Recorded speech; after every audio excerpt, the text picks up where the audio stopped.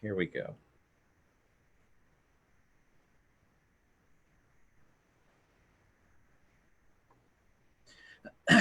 And it might actually go live a minute before I start speaking, but that's okay. Hey guys, it's Ted Bogert with the TED Show.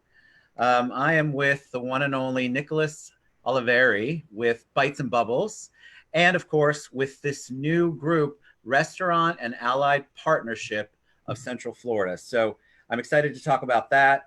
You haven't been on the show before, but Eddie has. And Yeah. so we want a little bit of background on you. And you guys all know that the only reason I'm looking down and not looking right at Nick is because I want to make sure that I get this shared. All right, so we are live and we are good. Were you able to share it? I believe so, yes. Okay, so I'm going to share it right now. So welcome, my friend. How are you doing? I'm doing fantastic. Well, I As love well as can be expected right now at this crazy time.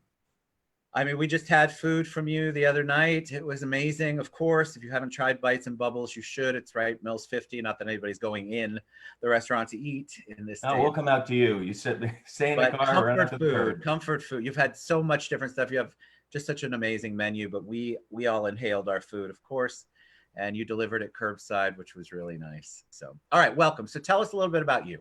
Okay, well, let's see. Where do I start? Picture is Sicily, 1946. So I'm the other half of the dynamic duo of Eddie and Nick. We own Bites and Bubbles. So we're life partners and business partners, been together for about 30 years. We've worked hospitality in the hospitality industry most of our lives. So between the two of us, we have about 70 years of experience between us. So let's see, we are from You've had a South lot of Florida. restaurants. Well, we've had a lot of restaurants. Yeah. Over the years, we have developed a lot of new concepts, bought buildings, sold restaurants, and but we love this industry so much. Now we're from South Florida. We're Fort Lauderdale specifically. I worked for Marriott and Ritz-Carlton. Eddie was with La Vieille Maison in Boca, so a 5-star, 5-diamond French restaurant. In '03, we moved to Orlando, brought up here by Marriott when we were building Grand Lakes. And Eddie and I, we moved downtown Orlando, fell in love with Orlando, and like, this is going to be home. So now You've we made live it home. You've done like all the any kind of incarnation of any kind of restaurant that you have done. I've tried and loved every second of it. One of the places I miss most is 24-hour diner Bananas. Yeah. Just because the show after a certain time was off the chain and you just incorporated it all. You all are very community support. You support the community a lot, and we'll get to restaurants and allied partnership in a minute because that's really, I know that's part of it, your heart there to try to help people out. Tell us about Bites and Bubbles. What is Bites and Bubbles? So in a regular world, Bites and Bubbles is what I call an American restaurant with a French kiss. So yeah, so we have some French influences to the menu, but it's not full on French. That comes from Eddie's background at La Vieille Maison in French fine dining. Years ago, he said we should open a French restaurant. I went, no, absolutely not. No one wants servers in tuxedos and white tablecloths and all that. They don't want that stuffiness anymore. So we've done a bunch of different concepts, everything from Asian fusion to, as you said, diner, comfort food, Italian, Southwestern. And every so often, Eddie would say, I would like to do something French. I'd be like, no, I don't want servers in tuxedos. So we were reading an article, and it was making fun of Americans. It said in 1960, for all intents and purposes, there were French restaurants in New York, Chicago, Los Angeles, and San Francisco. The rest of the country had American restaurants. And if you talk to the patrons, do you like French food? They would say, no, they eat at American restaurants. But the funny thing is, the chefs were either French or French trained, and they were influencing the food, but the Americans just didn't know it. Julia Childs came along, 1963. She got her first station in Boston. By 1965, she had like 8 stations, and by 1968, she had 90 stations that she was on. Latter part of the 60s, Americans were all about French food. Right. You know, we loved everything French. In the 70s, all these restaurants started converting to French restaurants. These American restaurants converted to French restaurants. And what did they do? White tablecloths and servers in tuxedos. So after Eddie and I read this, we were talking. I said, "Oh, we can do this. We can do an American restaurant. Front of the house is just an American restaurant. In back of the house, you influence the food." It's great because Eddie cooks with love, as you know. When Eddie He cooks, does. You can feel the love in everything that he does. He just all about, taste. It's all about how good it is. But he cooks with love, and so when you do a French restaurant, you can't. You kind of have to stick to French recipes, and Eddie likes to create his own take on our French recipe. Escargot is an example. Traditional French escargot, 5 pieces in the shell, butter, garlic, white wine. Eddie, takes them all out of the shell, does a lot more than 5 pieces. Butter, garlic, white wine, some shallots, some carrots, a touch of cream, just some grain mustard. He does it yummy. It's so good. Oh, and it's just so good. So that's the thing. And now Bites and Bubbles is kind of going back to our roots with everything going crazy. People want comfort food. Let's talk about that, because when you and I and Stacy had this conversation when we picked up the food, and I saw Eddie or you or both of you post, we've all had to adjust. We're all just evolving and trying to figure it out. And you all made a comment and you all put it into play, comfort food. You have a menu that screams, I want that. There's so much on the menu that we want, which is why we all got samples of everything the other night. But that is so cool that you evolved. You realized that, okay, this is kind of stuff I can do. And I think it was Eddie's comment, well, don't you have a kitchen and ingredients? What do you mean you can't deviate from your menu? Well, so it's such a dynamic time for restaurants. I mean, this is a trying time, but it's also a time for people to, oh gosh, it's great for, for chefs. They can reimagine the menu. But so many places they want to just go in a linear mode where it's strictly this. Right. You have to be able to branch out. What are the guests want? Our guests were saying, we want some comfort food.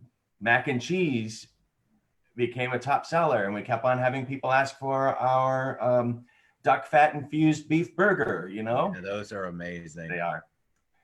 So it just, we've expanded. Now we have a sloppy Joe on there. I saw Maxine got that the other night. Yeah. Last night. Yeah.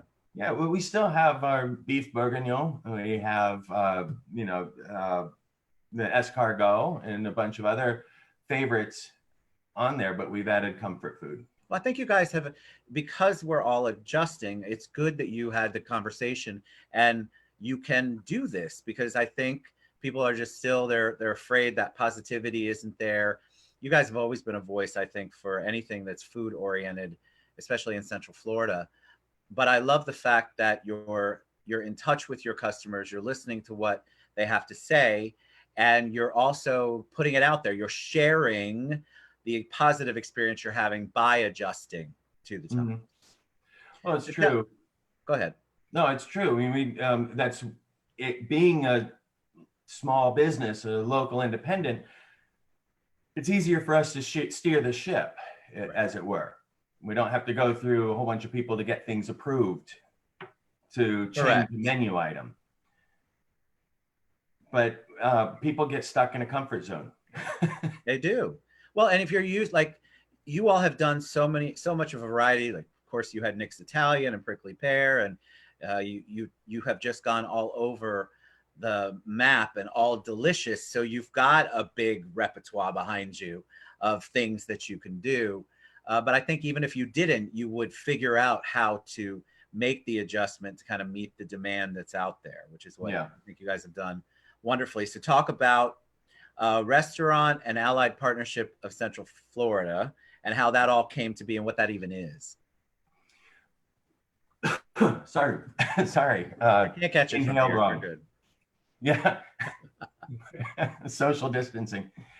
Okay, so the RAPCF, the Restaurant and Allied Partnership of Central Florida, this came about because of COVID-19.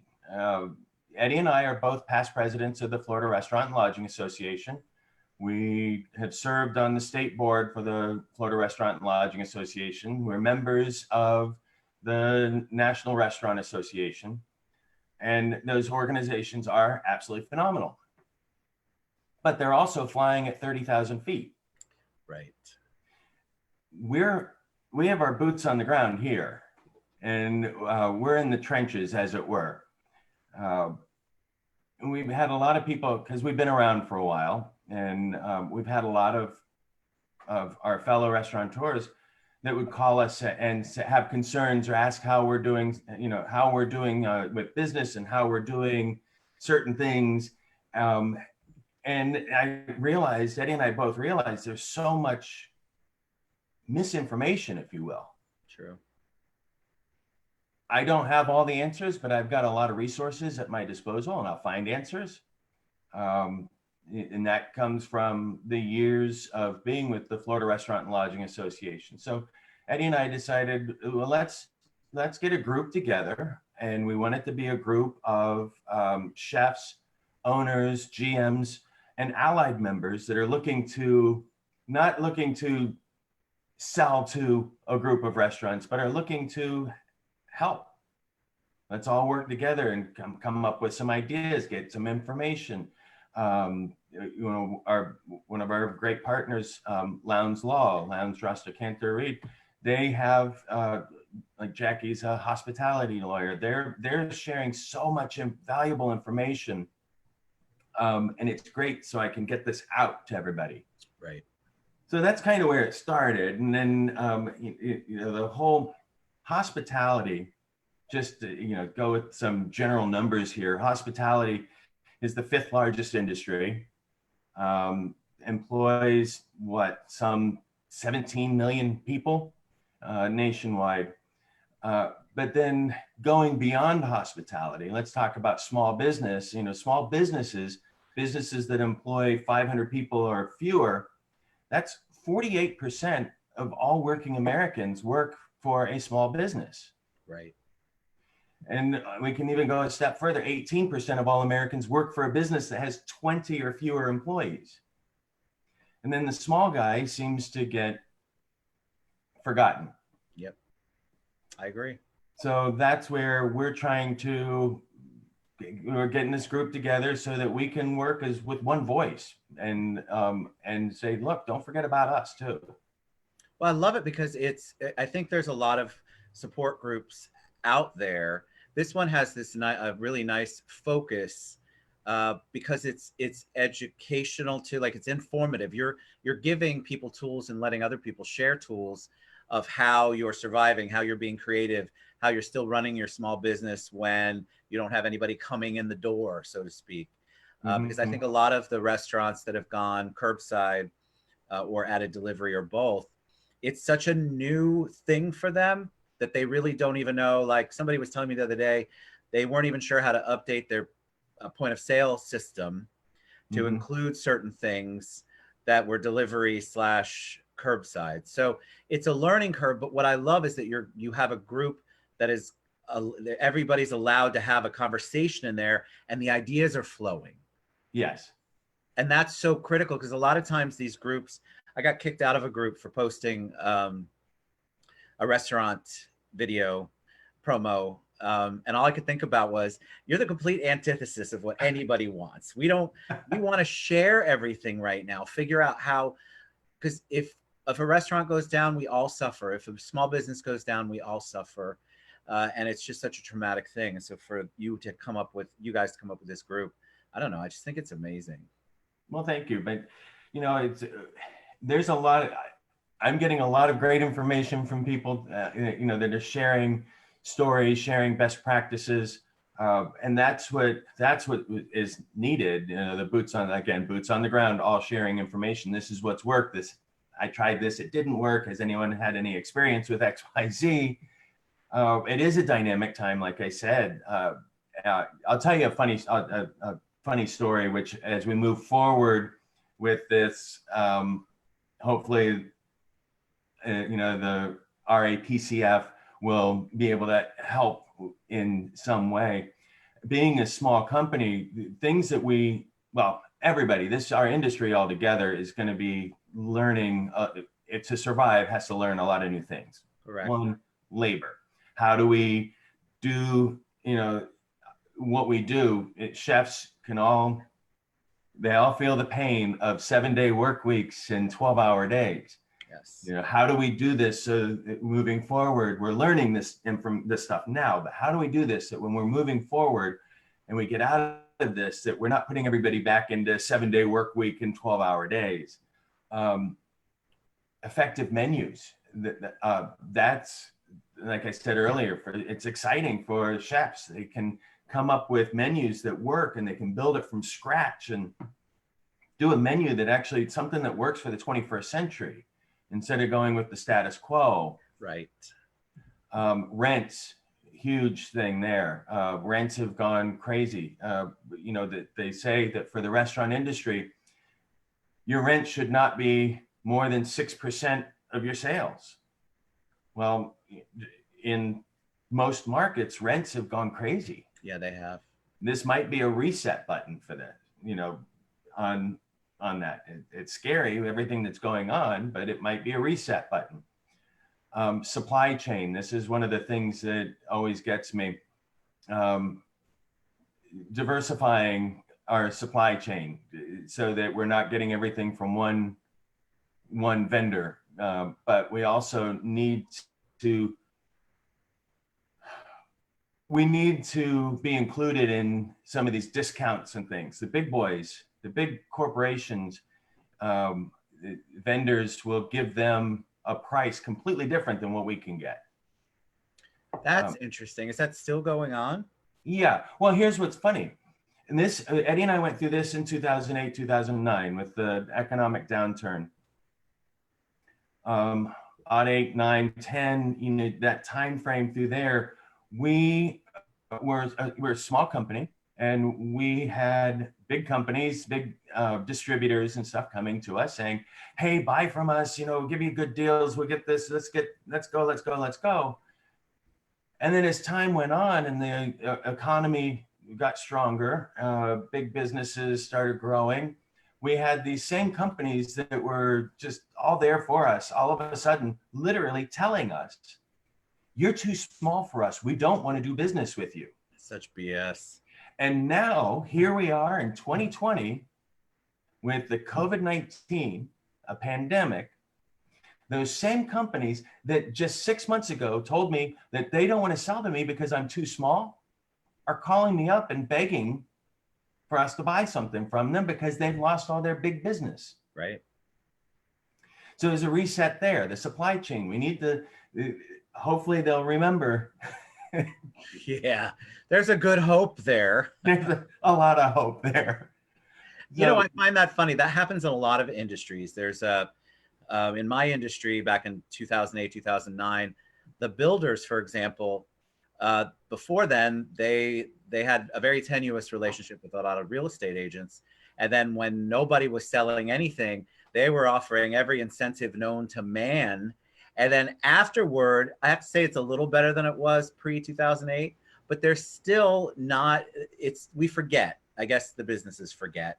And when things are golden, you're going to take the golden egg. I just think what you think is that you have to treat everybody equally and fairly, and your vendors should be doing the exact same thing with you. And I think that's an interesting point because I've heard that from other industries too.